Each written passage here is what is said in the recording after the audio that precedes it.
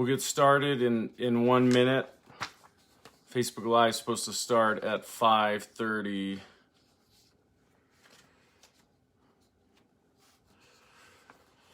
We'll just get started here in 1 minute. It's supposed to start at 5:30.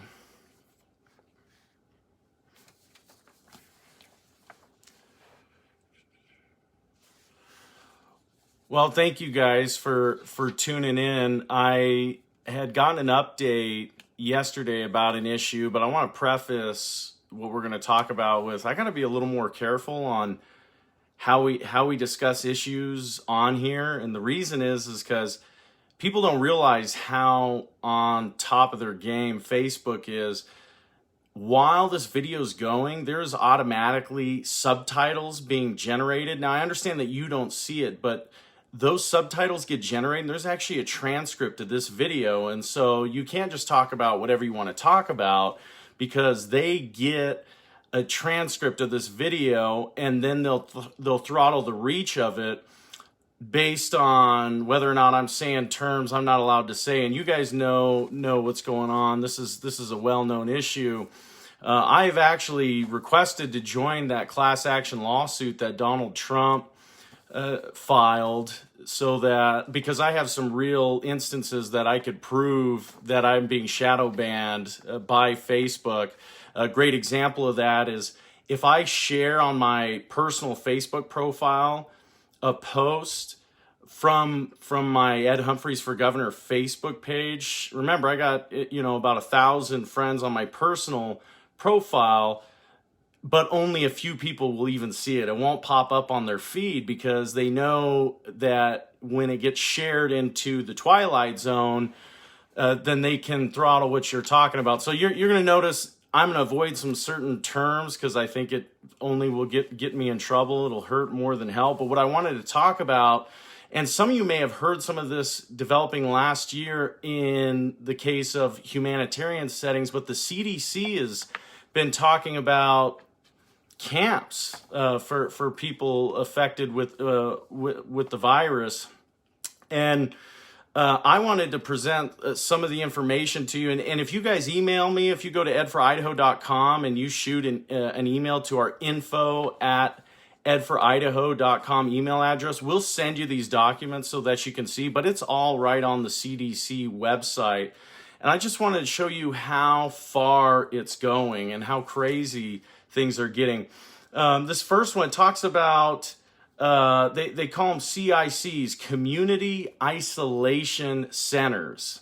So these community isolation centers, according to the CDC, basically since we're having so many challenges to the health systems, that large number of patients can overwhelm those health facilities. So a community isolation center can give people experiencing mild to moderate symptoms a place to voluntarily isolate, which would make sense. It says the purpose of that is to conserve healthcare facility resources.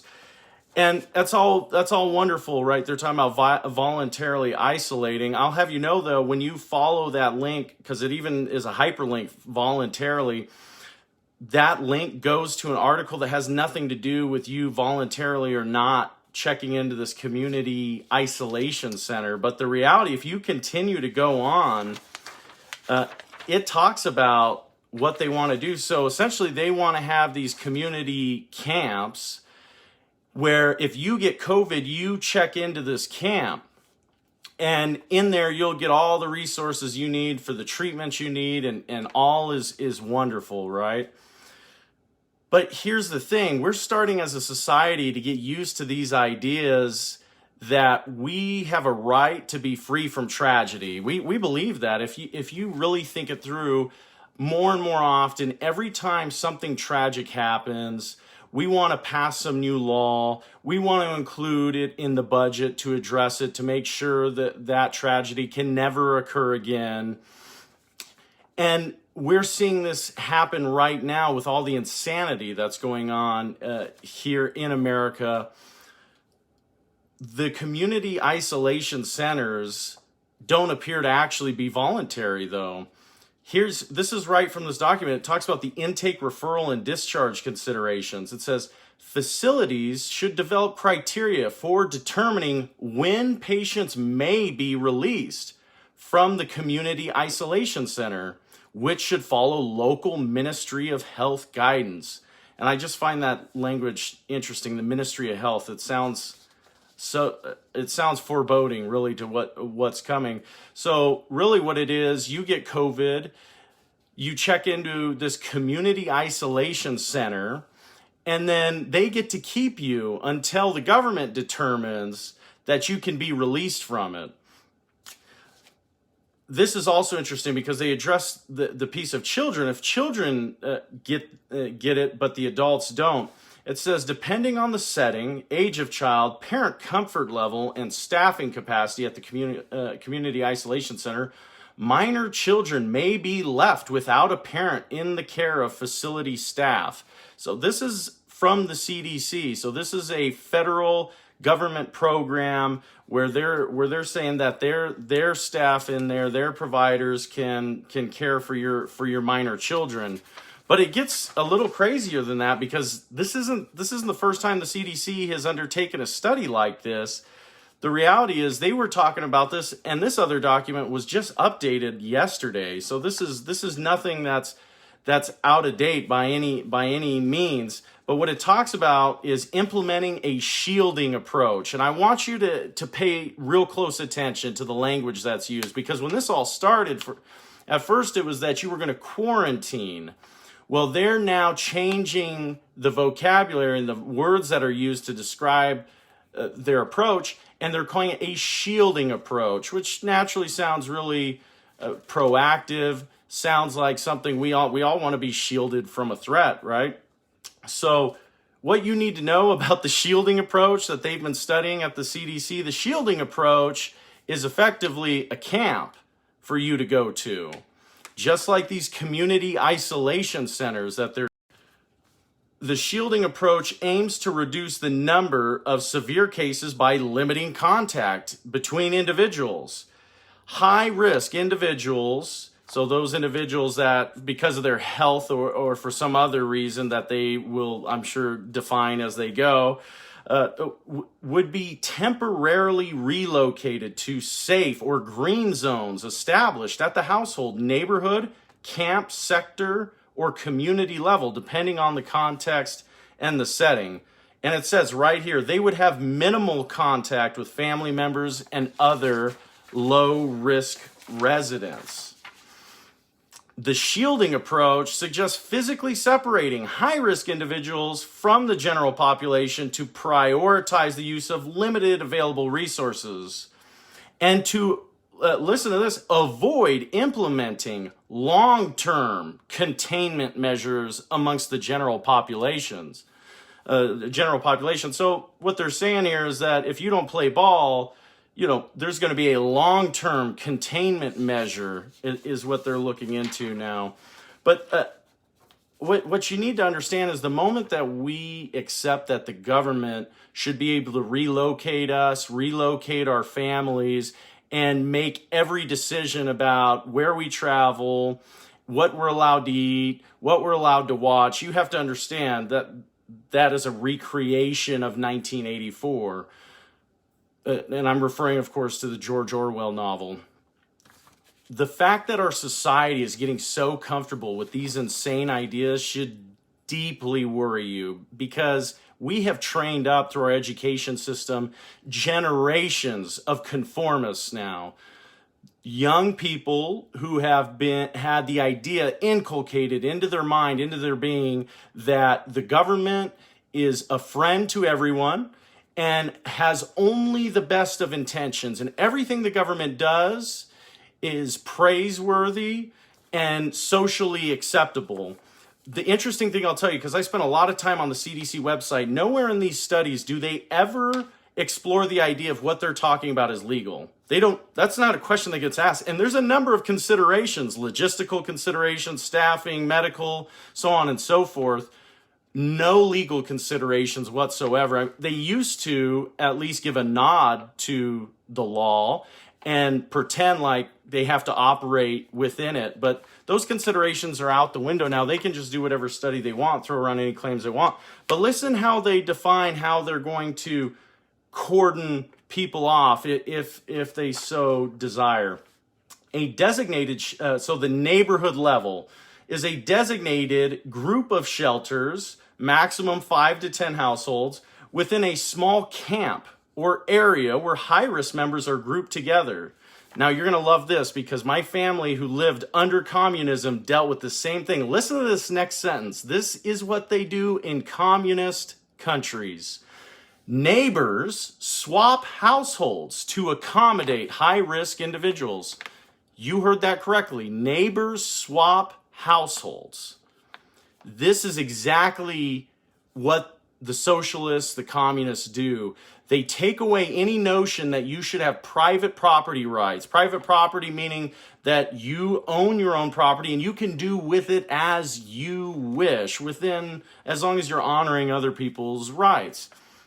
No. Now you need to consider swapping your home with someone else's home because they're a high-risk individual, don't you know? And guess who these high-risk individuals are? These are homeless people is a great example. This same thing happened to my family after the Iron Curtain fell in Germany. I had family that was in West Berlin and family that was in East Berlin. My family that was in East Berlin that fell on the other side of the Iron Curtain, they were under Soviet rule. And what the Soviets did is they came in and they set up a council. That's what Soviet means, just so you know. So they set up a council, and that council, part of that council's job was to determine how many square feet a family realistically needed to be comfortable. They set the parameter on how many square feet. Anyone who lived in a home that was larger than that, they sent in city workers to subdivide their home and move bums in. People don't realize, but just so you know, there are no homeless people in a communist country. The communists really did solve the homeless problem. And they did it by taking over a part of your home and moving people in. This is one of the reasons I always recommend to people, watch Dr. Zhivago. It's an old flick, but you'll watch that movie. It's incredible. He goes off to war for his country, comes back, and there's a whole bunch of people living in his home now. And his family's been threatened and harassed, and it's a real-life horror movie, but this stuff happens. Here's the other interesting part. So then it talks about the camp or the sector level. A group of shelters, such as schools, community buildings within a camp or sector, so maximum 50 high-risk individuals per single green zone, where high-risk individuals are physically isolated together. So they're talking about creating sectors in our communities and then divvying us up. And this is interesting. One entry point is used for exchange of food, supplies, etc. A meeting area is used for residents and visitors to interact while practicing physical distancing, which they say 2 meters. And listen, it says no movement into or outside the green zone. It seems eerily similar to what they do if you go to prison. It talks about the staffing considerations, how it's necessary to assign somebody to minimize movement in or out of the zone. I find this interesting. It says further considerations include challenges of accommodating different ethnicities. You've been seeing this. We are being segregated again. We're being segregated. It's the most insane thing to watch, but we're starting to go through this process where they're saying, you know, the whites go over here, the Hispanics go over here, the blacks go over here. I would have never thought in my lifetime that this would be an issue in America, but apparently segregation is back in, I guess. It's horrible. It's shameful. I can't believe that we're having this discussion. And then they talk about how they're going to message to the community to make sure that you accept these ideas like community isolation centers and camps. It says, even with community involvement, there may be a risk of stigmatization, isolation or separation from family members, loss of freedom, and personal interactions may require additional psychosocial support structures. At least they now will openly admit that we're losing our freedoms. I can appreciate that they're being realistic. The sad thing is may require additional psychosocial support structures. who's going to determine what kind of psychosocial support structure that you need and for your family and for your kids? Because it sounds like they're going to separate you from your community, and other people are going to make decisions about every aspect of your life. And remember, folks, this is all for the greater good. So you cannot question it. You cannot push back, because whatever's for the greater good is what's good for you, which is the death of the idea, the principle of individual rights. Remember, this nation was founded on that principle. It's a timeless principle. Individual rights means that you have rights that are inherent to you. Communism or socialism preaches a philosophy of group rights. Hey, whatever's best for all of us is what's best for you. But that's not always true, is it? Is it if suddenly 51 people say the other 49 people have too large a home or have property that that the 51 believe they're owed, they can just take it over? Hey, 51, they're the greater group. We had an idea, philosophy that the minority should be protected in this country. That idea is going out the window, and that's because we are adopting socialist mindsets into our everyday lives. I'm almost done here. I find it interesting. It says green zone should be more spacious in terms of shelter area per capita than the surrounding camper sector, even at the cost of greater crowding of low-risk people.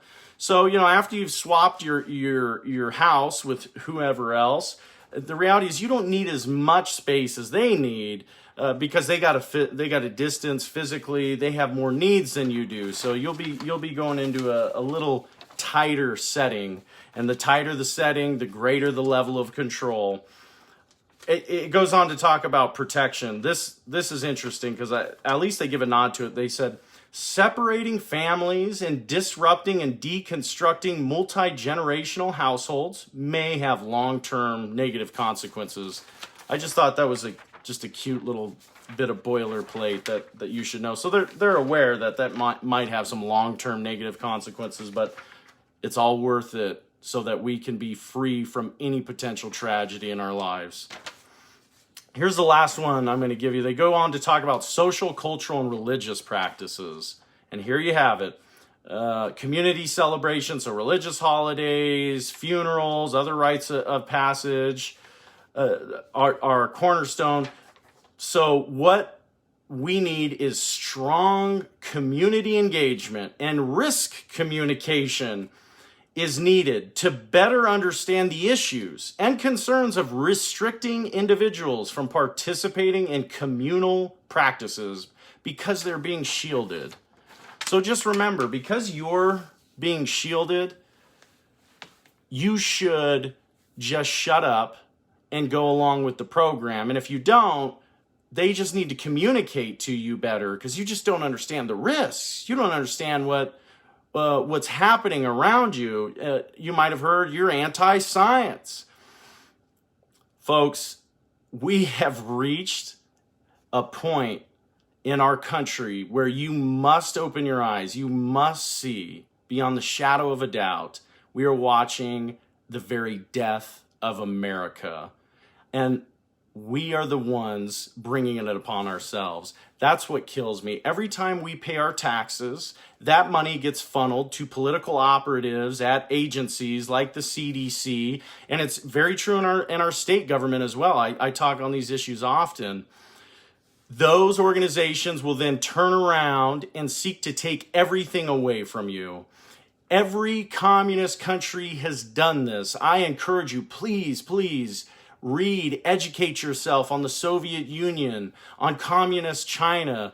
Look up the transformation of Cuba, which now is being upheld as some gold standard. You realize if you go to Cuba, the tour guides won't let you go into certain areas that have tall buildings because they might just fall over. These people are advocating a plan that is evil and seeks the destruction of everything that we love. It seeks to replace God with the state. It's state-sponsored atheism in these places.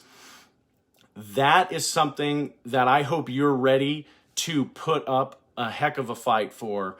I believe wholly that this right now is our 1776 moment. This is why I put everything on the line to run for governor.